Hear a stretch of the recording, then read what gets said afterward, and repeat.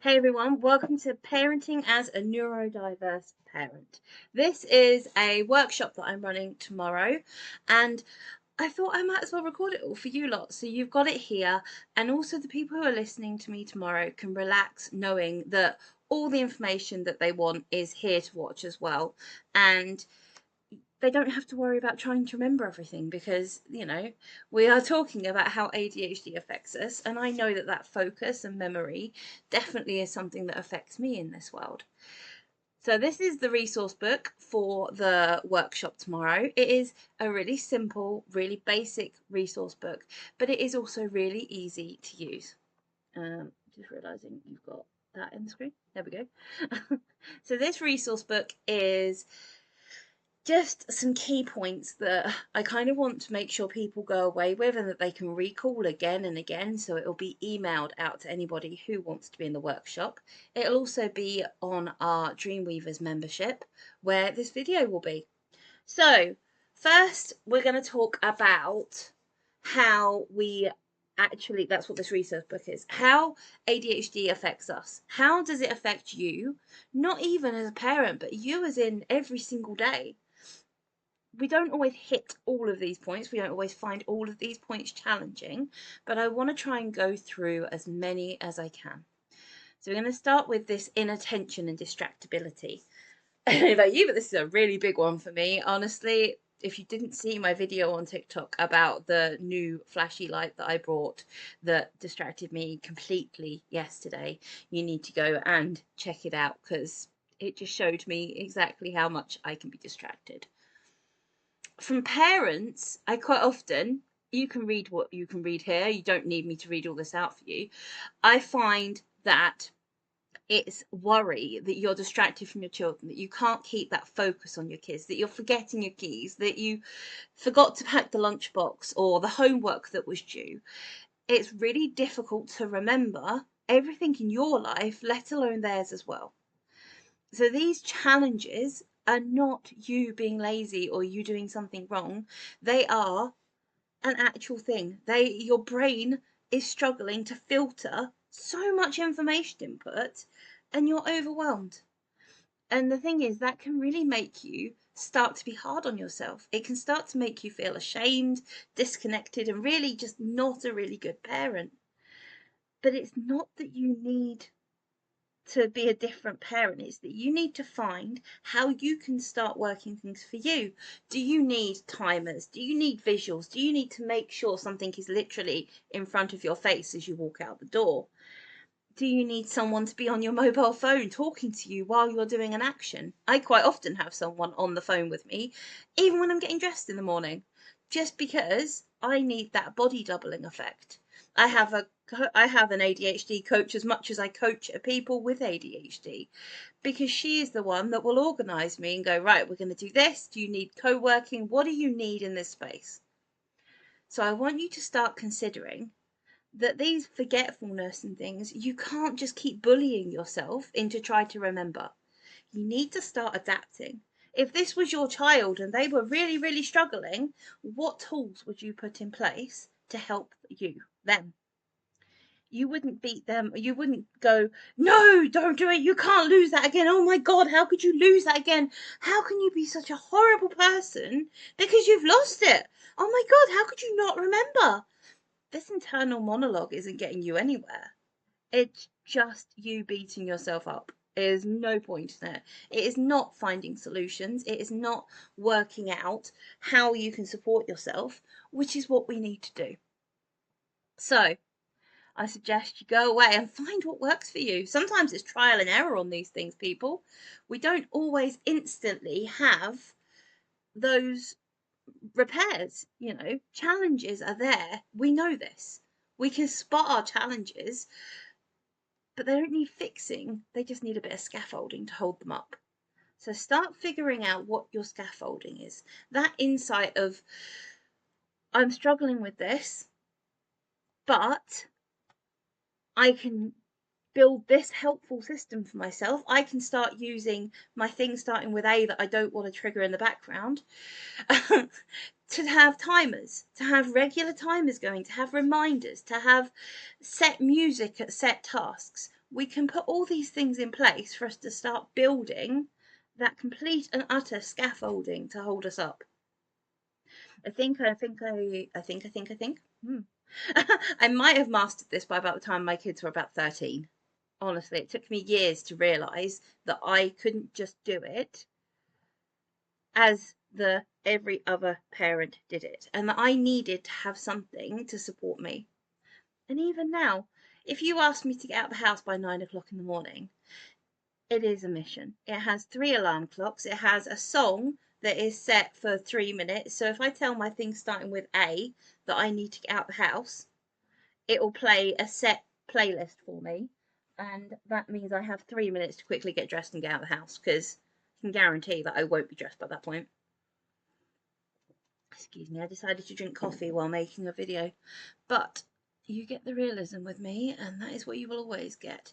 So let's move on to our next kind of pain point that a lot of parents find: impulsivity. This one is really interesting because I don't have this one as much in a lot of ways that people think of it, but I do just suddenly decide we're going to release a new program, or we're going to go on holiday, or I never really had the interrupting my children and snapping at them and having that anger. But that's because both my children were neurodiverse, and I learned really fast that wouldn't work. I don't do the saying yes, but that has took practice. I have to work really hard to say no. But the thing is, these things, like I said, they take practice. So impulsivity, if you're struggling with impulsivity, you need to start learning to build in a pause. Figure out when your breathing starts to speed up, where that brain pattern starts to go, where you're not going to be able to say no, and build a pause. When you start realizing what your body is doing, you can catch it before you hit those points. There are so many ways you can do this with mindfulness, but the first thing to do is to stop saying yes to everything. My favourite saying is, I'll think about it and get back to you. And then I have to put a note in my phone, because otherwise I'll forget that I will get back to them, or a reminder on my thing starting with A that I think I'm just going to have to put a new name to it. But anyway, I never agree to anything on the spot. I always go, I have to check my calendar, I have to check this, because otherwise I would never be free. Speaking of, Alexa, stop. That is my I should be on a lunch break and I've started work early alarm. Let's not tell my ADHD coach that. This is one of those real life things. We have alarms, we have timers. I have numerous ones. Emotional dysregulation. That's your next one.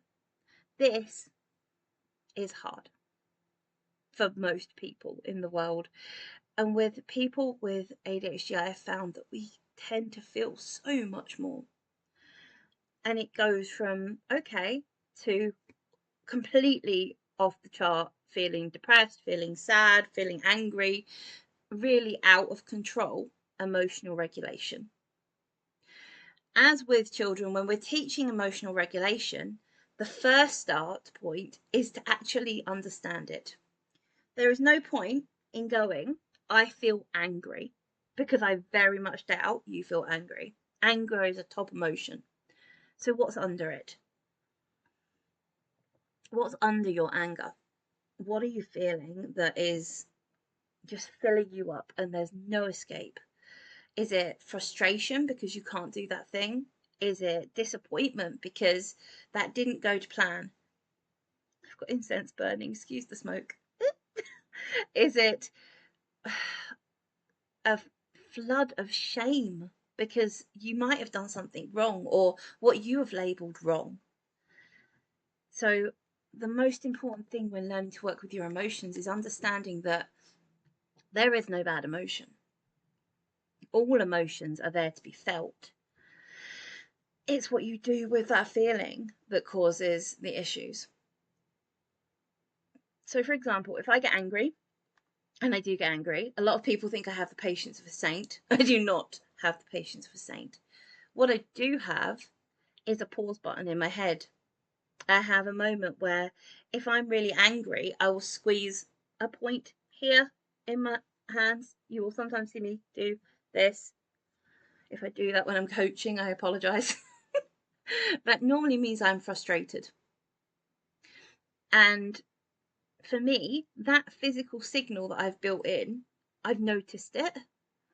And that means I can pause, I can breathe, I can get a sensory toy out and fidget with it. I can take a moment to move. I can put a happy song on. I can reframe my emotions. I can work with them to see what's needed. That object of my frustration, I cannot often control, but I can control my reaction to it. And that is a really important skill to learn. If you're watching this back, and this has been after the workshop today on the weekend, my speeches are never the same because I don't plan them. So don't expect this to be identical. Our next thing is time blindness. Time blindness is one of those things that I know I definitely have. I don't see time. I could be talking for 2 minutes or 20 minutes. It wouldn't make any difference. And I always underestimate, especially when I'm working. Have you ever done that? Have you ever sat there and thought, oh, it's going to be 10 minutes? 2 hours later, you're still doing it. I'm still recording 2 hours after planned, editing, uploading. Completely forgot I had to do that part of it as well to get a video. So the challenge when you're a parent with this is it damages your confidence. It makes every day feel like you're trying to fit in 10 million things because realistically you thought each thing would take 10 minutes. Each thing takes an hour for you. And you haven't put into account your energy levels. You haven't took into account if you slept last night. You haven't took into account that actually for me to do this thing, I need 3 breaks, I need a cup of coffee, and I need space to work with this before and after it. You just kind of thought it would take 10 minutes. So you're constantly under pressure. You're constantly panicking. And I'm really lucky. I've learned in this time that we have some awesome things in this world that can really help us with this. If you've not found this, I'm going to take you to a website now. www.goblin. Aha, there it is. If you have not found Goblin Tools, then I would suggest checking this out because it is very awesome. You can break down tasks by what level you need them broken down. Literally, you can see here, make a drink, and it breaks it down. And these times are a bit ridiculous, but you can change them that works for you. And sometimes it's really good. Up here, it has lots of different things. So you can, this is completely free, by the way. So it's not something that you have to go out and pay for. You can use the estimator. So if I estimated that I want to make a video to upload to YouTube, how long? I want to make a 10-minute video to upload to YouTube. Okay, so it's going to tell me it's going to take 10 to 30 minutes because I find this hard or not hard. So I can change it. So if this is really hard for me, I put it down here, it'll estimate more time. So you can start using this to really consider how you can do it. It also has other things on here like turning chaotic thoughts into a more professional version, which can be quite entertaining to do. And misreading of tone. If you struggle with tones, I don't know how accurate this is, but I think it's really awesome that this is a resource that we can have access to. So yeah, that is Goblin Tools. If you've not seen it, go check it out. It will help you to start looking at times and routines and structures and actually break down tasks that feel overwhelming. So for example, for me, the bathroom, if I have to clean it, that's not just cleaning it. It means I have to get ready to clean the bathroom. I have to get the bits together. I have to organise it. I have to probably go to the loo before I go and clean the bathroom. And then I have to go up the stairs, which is a completely different task. So I have to put the dog in the crate, or I have to get the dog up the stairs with me and chase her around. And then I have to get up the stairs, and then I have to get in the bathroom, analyse what needs to be done in the bathroom, and then I might actually start cleaning the bathroom. But even that, I have to clean the sink, the toilet, the window, the glass. It's not just one thing. And this is where our time blindness often trips us up. And we think of ourselves as lazy because we might have just cleaned the bathroom today. But that bathroom cleaning is a lot of thought process when you have a different type of brain, when your brain is a bit neurospicy. Hyperfocus. I love hyperfocus and I hate it at the same time. Hyperfocus. If you have not slipped into hyperfocus, I will be amazed. I can do this with anything.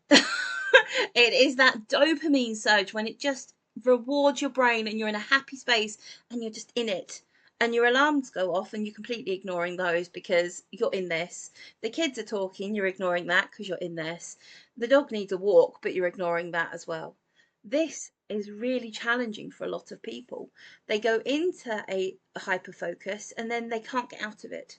And when they do get out of it, they crash, so they can't do anything else for the rest of the week. So this is a really big challenge for parents especially. But the thing is, you can start taking control of your hyperfocus when you figure out what it is about tasks that set you up for it. So get your kids doing things that you love, if you can, possibly.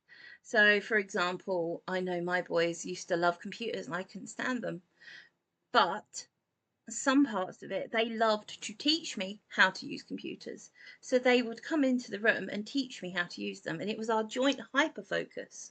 And I'm now quite good at technology.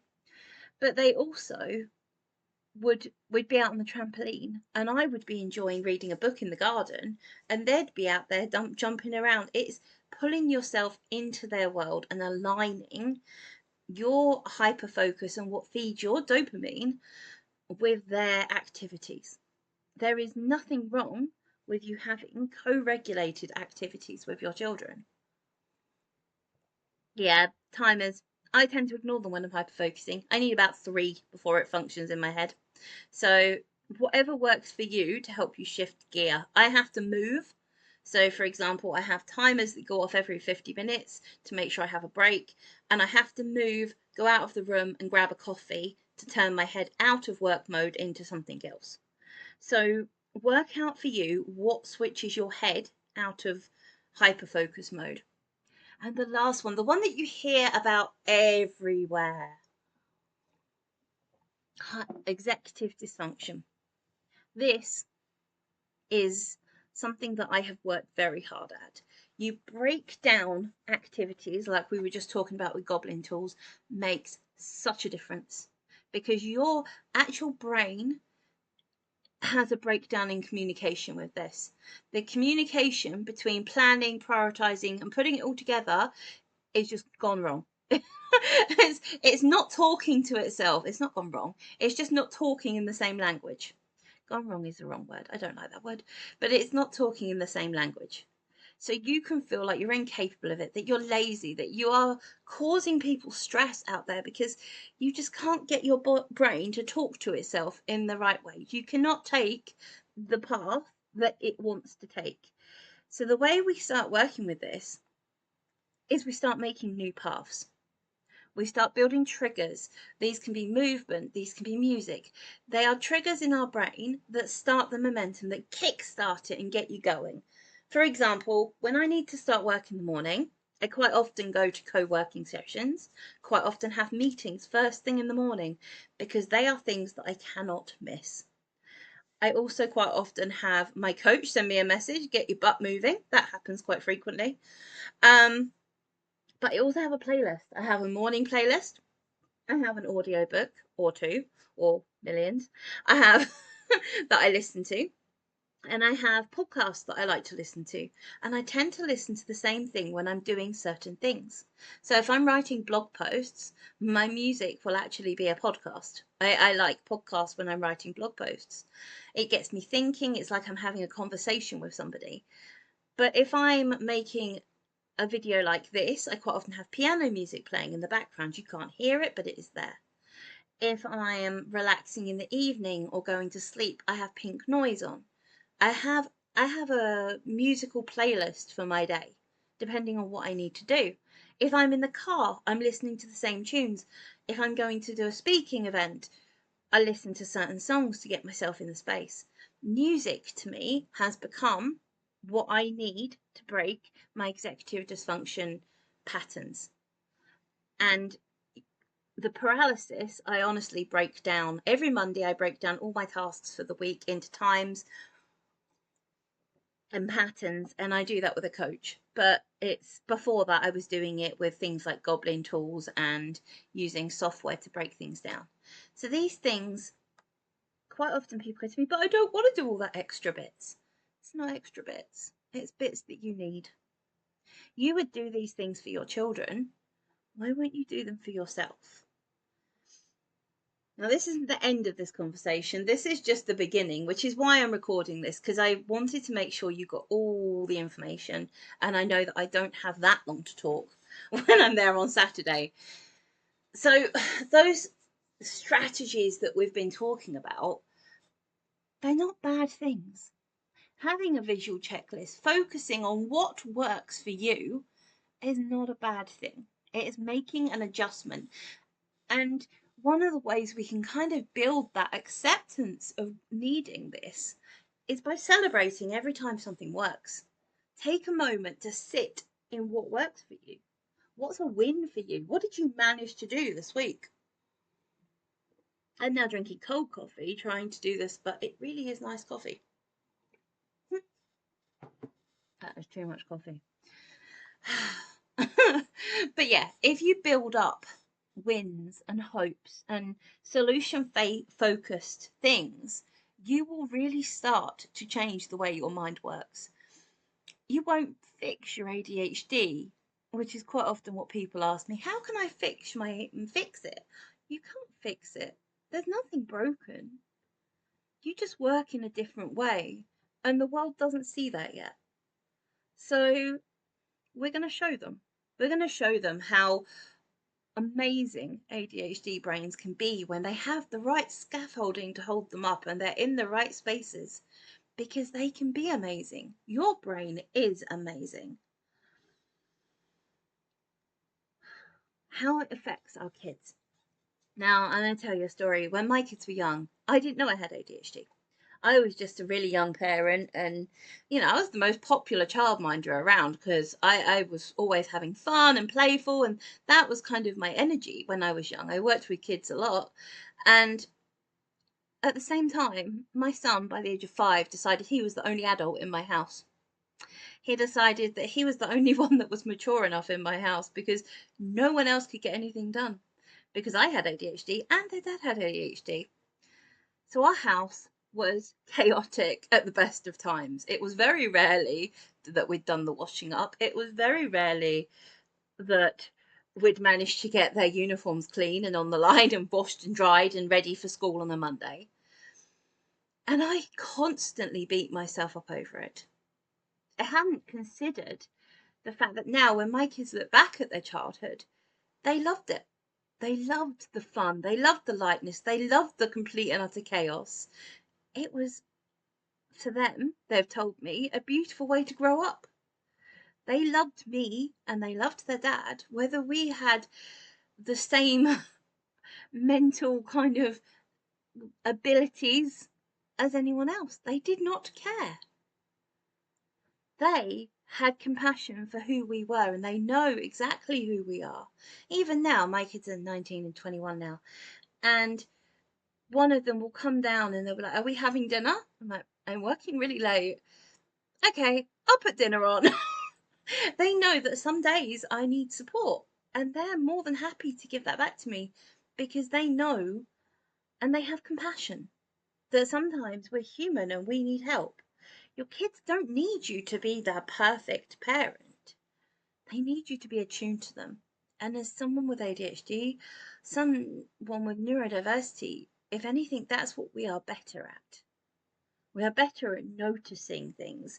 We are better at picking up those emotions before we've even walked in the room. We are better at seeing the small details of when your child's laughing or when they're crying. And because emotions mean so much to us, we are more aware of theirs. When we're making these changes, it's not about I'm making a change to me as a parent. It's about we're making a change to a family. As you start modeling that emotional intelligence and that emotional regulation in the timetables, it will encourage your child to put up more scaffolding for themselves as well. So whether your child is neurodiverse or not, by having that space for yourself and that compassion for yourself, you will start encouraging them to have the same for you and for other people. You will be modeling it, modeling that powerful self acceptance instead of pushing it away and trying to be something you're not. And it is so important that you understand that you're not alone in this, and that although it might feel like it, you are one of thousands of people who are really, really struggling right now. But they're also really, really amazing, and they just need to find that amazingness in themselves. Now, I'm hoping that people are going to be asking me questions and stuff when we're having the workshop tomorrow, but I'm hoping this is helpful to you too. So I'm not going to go through the rest of the self-compassion that I really want people to start thinking of, but I am asking that when you are struggling and you're having a bad day, try to consider what you would say to your child if they were having that bad day. Would you hire someone to work with them? I know a lot of parents that I work with hire someone to help their child, but they don't consider themselves. Would you be open to your child being good enough? Or are you always looking for your child to be perfect? I bet you're not. Why are you not looking at how you are good enough, more than good enough?